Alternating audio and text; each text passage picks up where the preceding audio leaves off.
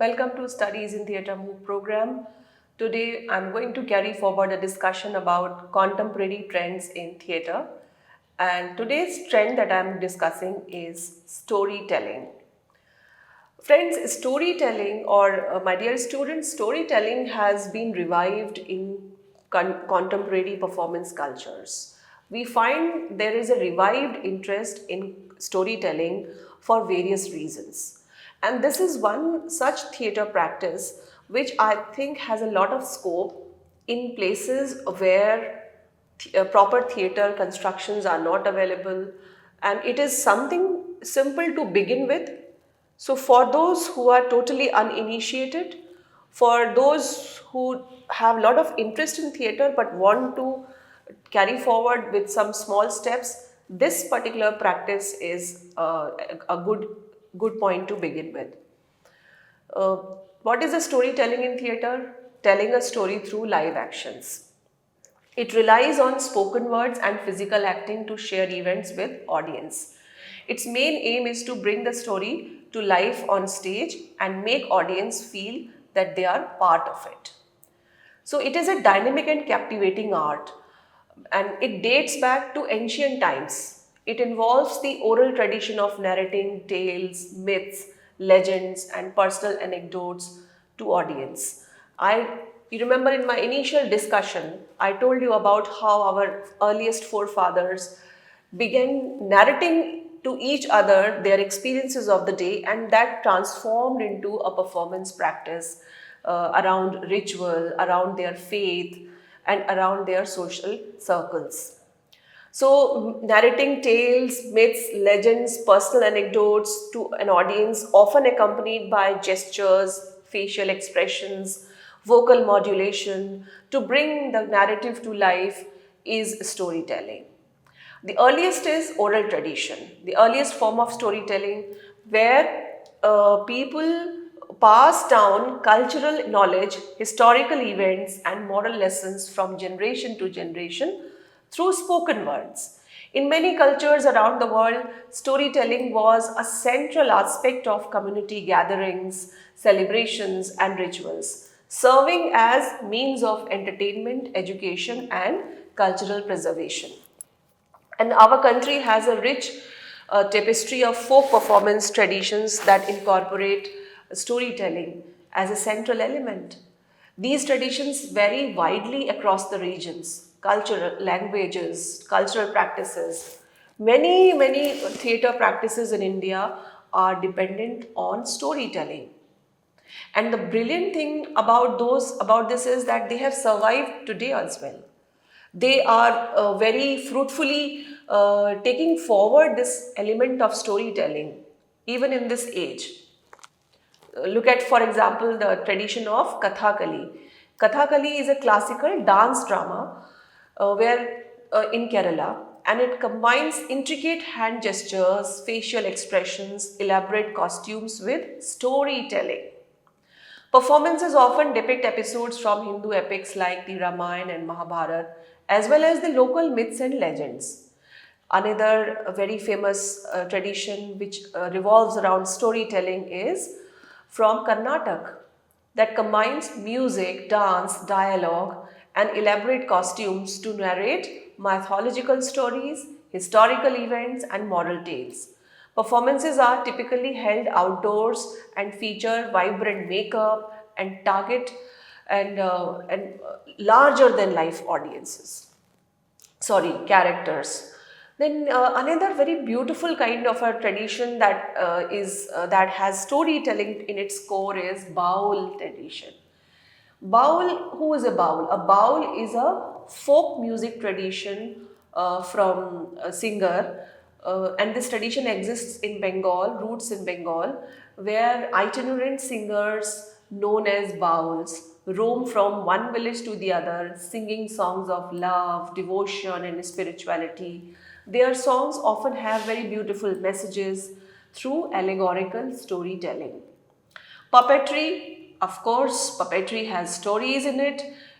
Widespread performance, and in India we have Katputli, shadow puppets, glove puppets, Pavakutu, we got that is Pavakutu, rod puppets in Bomalattam, and shadow puppets in Tola Pavakutu, and Kathputli in Rajasthan. These are different kinds of puppets. In these performances, often storytelling with music is used, sometimes dance is also used, and very colorful atmosphere is there to entertain and or educate the audience. From Jammu Kashmir, there is a tradition called Bhand Pathar. Bhand Pathar is a traditional theatre, and it is performed by a community of actors known as Bhands. Performances combine storytelling, music, dance, and satire to address the social issues, political commentary, and local folklore. Then Tamasha from Maharashtra. It is such a famous tradition, very vibrant folk theatre. It combines storytelling with music, dance, and colorful costumes. Performances often feature in this comedic skits, romantic dramas, moral tales, and lively music, very famous music, and energetic dance sequences. Then if you go to east side, we have Jatra in Bengal, Odisha and Bihar, Jharkhand. Jatra is popular for its melodramatic storytelling, musical performances, and this typically depict the mythological stories, historical events, and of course contemporary socio-political issues as well. Then there is a very interesting tradition, and that is Pandavani. The name itself tells you that some performance that tells you the story of Pandavas from Mahabharata. That is Pandavani. It is from Chhattisgarh, where performers known as Pandavani artists, they narrate episodes from the Mahabharata in musical and dramatic style. One performer is singing, narrating, and there is a small group of performers who sit around providing and singing ensemble, musical ensemble to the main singer, main performer, and dholak and tambura are the basic instruments which are used. Then if you go to Uttar Pradesh, you have Nautanki and Swang, which are popularly very popular in folk performance spaces. They are also characterized by live music, colorful costumes, and storytelling is again very important there. Sometimes it's comedy also in them. And performances often feature humorous skits, romantic dramas, and satirical commentary on social and political issues. One more technique which is in South India, and that is Hari Katha. As the name indicates, a story of God. It is a traditional storytelling from South India where, for example, in Andhra Pradesh, Karnataka, Tamil Nadu, where the performers known as Hari Katha exponents, they narrate the religious stories, mythological tales, and moral lessons accompanied by music and recitation. So these are examples that tell you. I chose this particular lecture to share with you the names of these traditions because I want to make you understand that these are traditional performance traditions, performance practices, but they have a very important component of contemporariness. And this is the reason that is storytelling becomes the common point between this group of performances that I have shared with you and the kind of storytelling practices that are evolving these days. So we will look at them now in that space. Now, the main aim of storytelling, as I told you, are these and narrative techniques in storytelling, audience interaction, embodied performances, all these are important features. So, evolution of storytelling in theatre, how it has evolved over the time period that we have been looking at in different lectures. The way of storytelling has changed over time. In ancient times, the theatre was used for myths and parables. In medieval times, storytelling would be used to teach moral lessons. In Elizabethan times, theatrical storytelling became structured. It became more about complex characters and exciting plots. And theatre movements like theatre of the absurd and avant-garde challenged conventional storytelling. Artists started doing experimental stuff in the mid of the 20th century. So nowadays, contemporary theater is still changing with new technologies and different kinds of stories are being told in different uh, kind of styles. For for example, the different methods in which stories are being told are, um, sorry, spoken word poetry. Now, what is spoken word poetry? It combines the elements of poetry, storytelling, performance art. Poets perform their original pieces live, often incorporating rhythm, rhyme, and vivid imagery to convey personal experiences, social commentary, and political messages. Spoken word events such as poetry slams and open mic nights provide platforms for poets to share their work and connect with the audience on an emotional and intellectual level.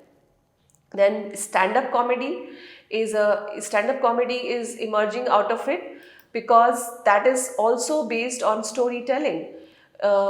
It is one form of storytelling because the performer relies on humor, wit, and observational storytelling. Comedians in these acts craft routines that feature anecdotes, jokes, and witty observations about everyday life, society, and human nature.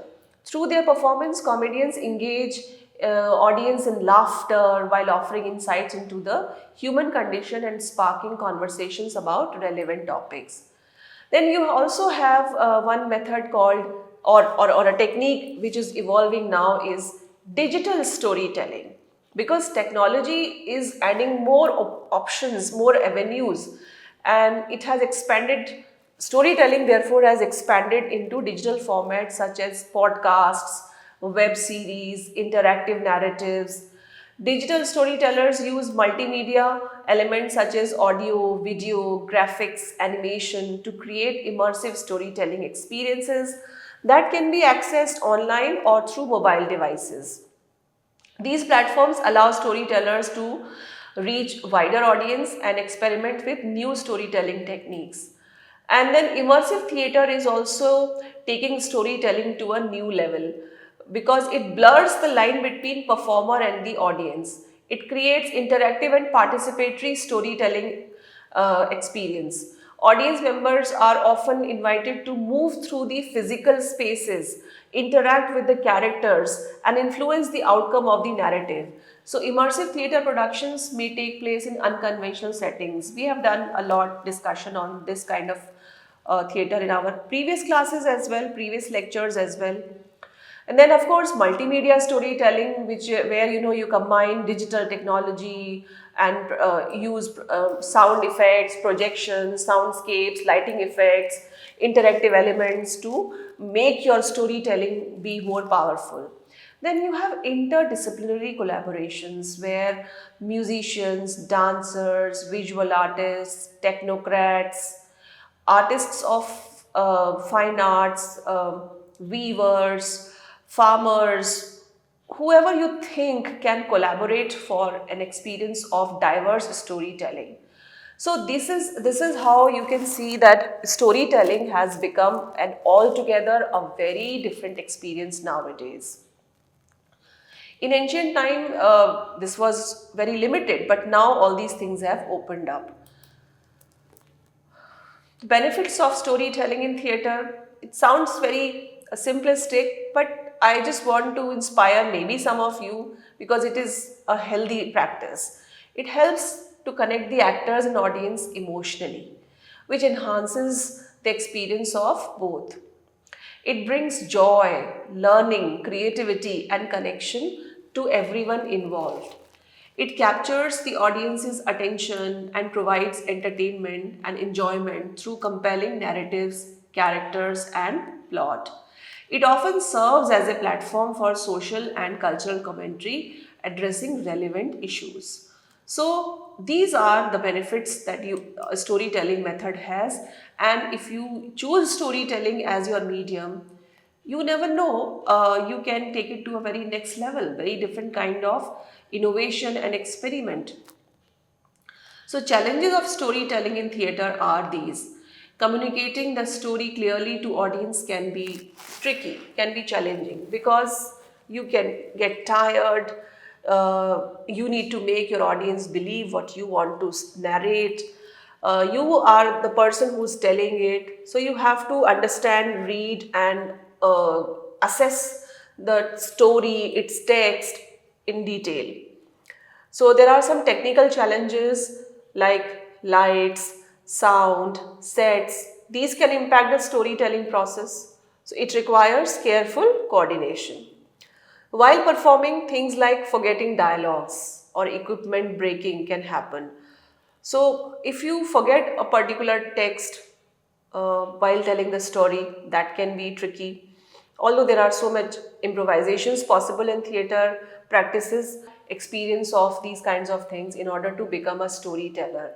So my advice is, if you want to try this, start with a small step, have a small audience around, and practice, rehearse, and see how you perform and what is the response that your audience is giving to you. Then on the basis of that, you can go further. Visual storytelling in theatre. I gave you some glimpses of it in the previous discussion, but with the help of these pictures, I am telling you that how it becomes even more fruitful to tell a story. These days, people are writing stories and cinema around personalities. Literature and theatre and cinema is being written about people's individual persona. A very common word is biopics that is being used because people want to know stories behind the faces, stories behind the achievements, stories behind the failures, stories behind the incidents. So, storytelling has become a resource for a very different kind of performance culture, and that is visible in theatre as well. So, what is visual storytelling in theatre? It means that you are telling a story by picture, movement, and stage design instead of just words. The design of the stage includes scenery, properties, lighting. All these play a crucial role in visual storytelling. The clothes and makeup worn by actors contribute to visual storytelling by indicating character traits, social status, and historical context. Storytelling in immersive atmosphere. These three pictures are giving you the idea of immersive experience. Audience members can move around, they can talk to the actors, they can interfere in the performance, they can be probably some participant in the act of narrating the story. So that is an immersive experience. So instead of following one story, you can go where you wish and see different parts of the plot. Try to choose open-ended stories when you are going for immersive experience. And try that one experiment can be that you want your audience to reach upon a conclusion through their immersion in that whole process.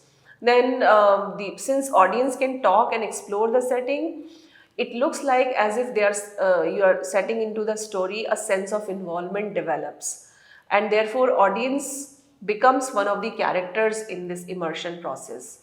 So this is very dynamic facet, and you see how storytelling is becoming a place where old and modern is meeting, the tradition and modern is meeting, storytelling, which is tradition, is meeting technology, which is modern, and and we thought that stories are to be told to kids is not reality. It's something that we see that all of us want to listen to stories. So why not transform the storytelling into a theatre practice?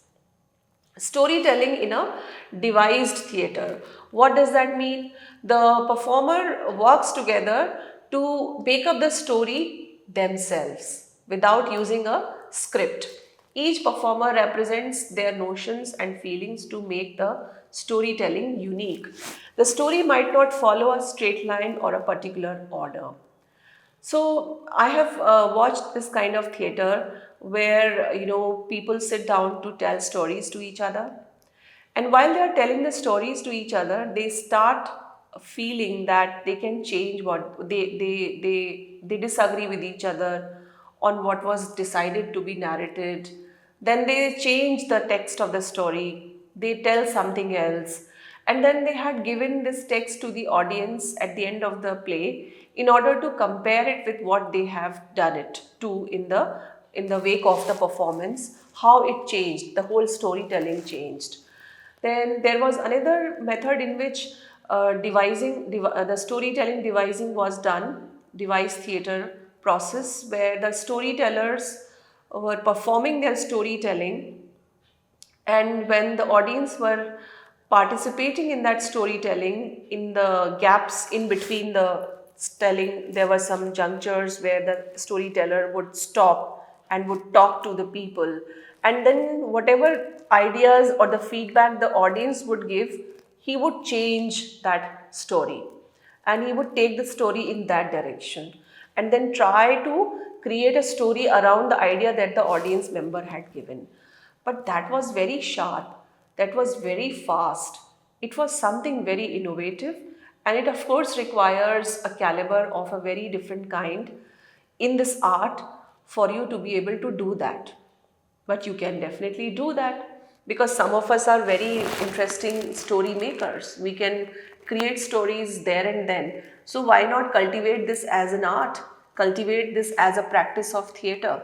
So this is what I'm trying to say, that the talents that people have, the different kinds of qualities that you have, I am offering so many avenues in this discussion of my course. I'm trying to make people understand, my students understand, that theatre is not an exclusive paradigm. It is that kind of space where people of so many different talents and intelligences can find their calling.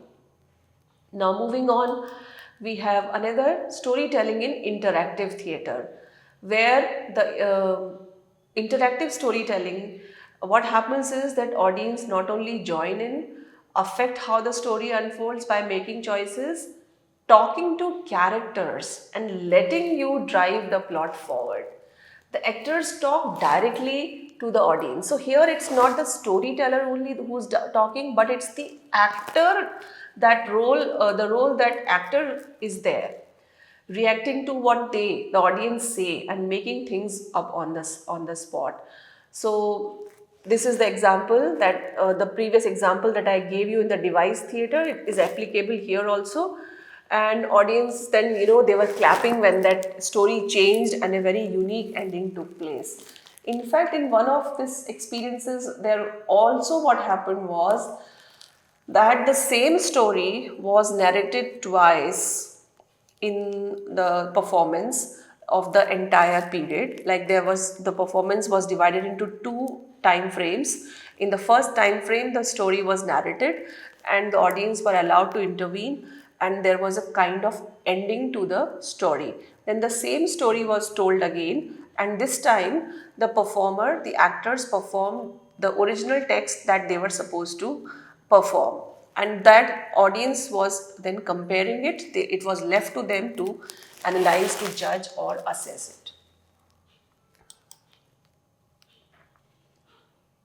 In digital space and virtual space, it is very exciting to perform storytelling because you have sounds, you have lights, you have graphics, you have acoustics, you have so many things that can make the storytelling experience very fruitful. It becomes very full of, energy. It invites different kind of people, young people, children, kids, because this is something which is related to contemporary world, and people who are into technology, they can have some connections with this. For example, creating different kinds of animals with the help of lights, or creating different buildings with the help of holographics. So it's all about, to what extent you can take it, fancy projections, special effects, all the landscapes that you can think of, you can create through storytelling. And these days, lot of productions in cinema and theater are looking to create visual fantasies, trying to cut it off with reality and creating visual fantasy. So fairyland, land of the underworld, metaverse space, all these things can be created on stage and you can tell stories related to them. Storytelling in experimental theater. A lot of experimental theater that have been discussed in different lectures in my course. In all these, you can think of bringing in the storytelling as a core value. Because in experimental theater, storytelling takes on unconventional forms and approaches. It challenges the narrative structure of storytelling. It, instead of having a clear story, it focuses mostly on the feelings or abstract themes which invite the audience to interpret the story in their own way. So audience's role in storytelling is not only increased, they are not passive listeners anymore. They are not just who are giving encouraging nods or head shakes to their narrator, but they are also the people who think, who respond, and participate in story. Because a story never gets over. A story can always go on. If you have seen traditions like Dastan Goi, Qissa Goi, these are basically traditions of storytelling. So, storytelling is not just an implied performance practice, but it is in itself a theater, it is in itself a performance practice around which theater has developed in many performance cultures. In Dastan Goi, there is a long story that is narrated, and that story is connected to various stories.